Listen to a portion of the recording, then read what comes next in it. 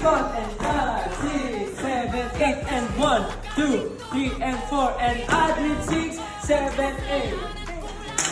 Bilis natin mag-pick up. Wala. Ano daw natin step by the step. Step by the step. First step, nakaganto na yung kamay natin. Bakit?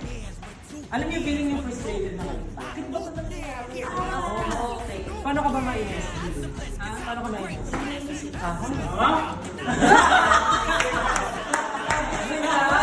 Yun lang. Kasi di ba normally pag nainis tayo, pero isi-stylize lang natin yun. Yan. So, ang first step natin, bakit ba?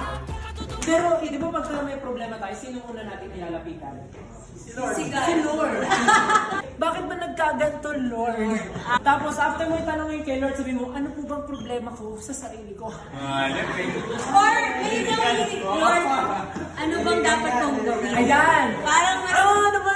Lord, ano dapat kong gawin? Yes! So, try natin yun. 5, 6, 7. Bakit ba nagkaganto? O, di ba? Kaya naman from the top. Gusto ko explain mo to. May sagot ako dyan. Ang daming, ayan, bakit ba nagkaganto? Siyempre, minsan pagka-buryong-buryo tayo, hindi natin mahanap yung sagot. Mga babae, ano muna yung ginagawa pagka bored na bored kayo? Nagluluto! Nagluluto tayo! Naghiwa ko ng onion, sibuyas. Tapos, after mo, di ba maghiwa? Siyempre, lalagay mo na yan sa lulutuin mo. Shing! What a wonderful love na Tapos, di ba naluto mo na? Kuha ka ngayon ng ingredients. Eh, yung asin mo na basa.